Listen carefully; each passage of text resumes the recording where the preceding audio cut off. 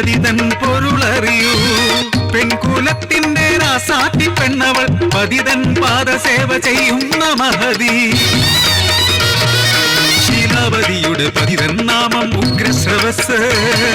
ക്രൂരനും വിടനുമാണ് പതി, ശീലാവതിക്കോ ദൈവമാണ്.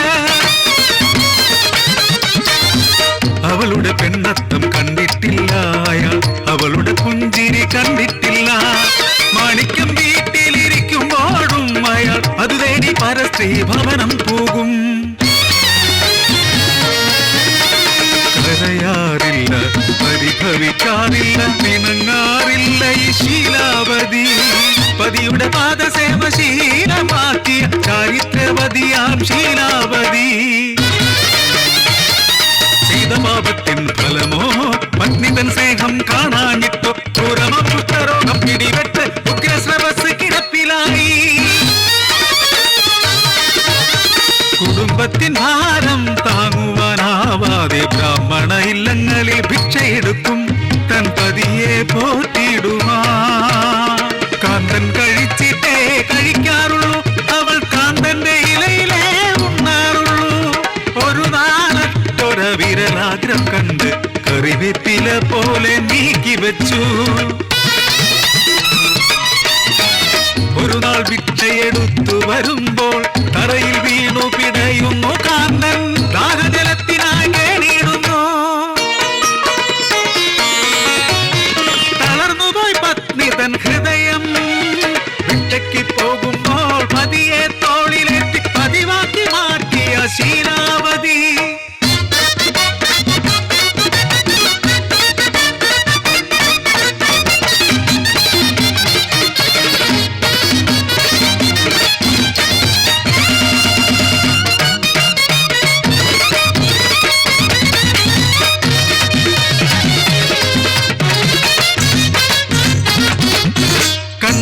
നിറമുള്ള മാളികയിൽ നിന്നും ഉയരുന്നു നൃത്ത ചിലമ്പൊലികൾ. വിട്ട ചോദിക്കാതെ തിരിച്ചു പോകൂ വീട്ടിൽ പട്ടിണിയായി പരികോപിഷ്ടനായി. കണ്ടതോരു ചീത്ത കുടുംബമാണെന്നും അവിടെ പോകുന്നതും തെറ്റാണെന്നും ആവുന്നതും ഞാൻ പറഞ്ഞു നോക്കി. അവിടെ പോകാൻ പതിച്ചടിച്ചു നിന്നു. വലിയൊരു കൊട്ടയിൽ ചുമന്നവൾ പതിയെ നിശാഗ്രഹം ലക്ഷ്യം നടന്നിടവേ വഴിമധ്യ കണ്ടു. ശൂലത്തിൽ തപം ചെയ്യും മുനിശ്രേഷ്ഠനെ കഥയറിഞ്ഞ മുനി ക്ഷുഭിതനായി മാറി. ഉഗ്രശ്രവസ്സോ പിന്മാറിയില്ല. കോപിഷ്ഠനായ മുനി ശപിച്ചു, സൂര്യനുദിക്കും മുമ്പേ നീ മരണം വരിക്കും.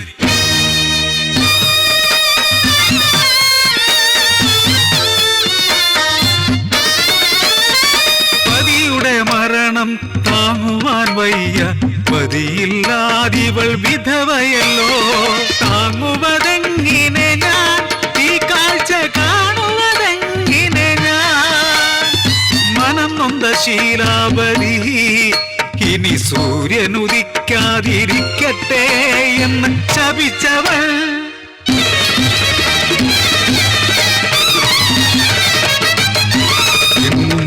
മാത്രം സൂര്യദേവൻ ഉണർന്നതില്ല. ദേവദേവതകൾ ശീലാവതിക്കു മുന്നിൽ ശാപം തിരിച്ചെടുക്കാൻ അപേക്ഷയായി. ലോക നന്മയ്ക്കായി പ്രപഞ്ചരക്ഷയ്ക്കായി പതിയുടെ മരണം ഏറ്റുവാങ്ങി. അന്നു തൊട്ടിന്നോളം മറ്റൊരു ശീലാവതി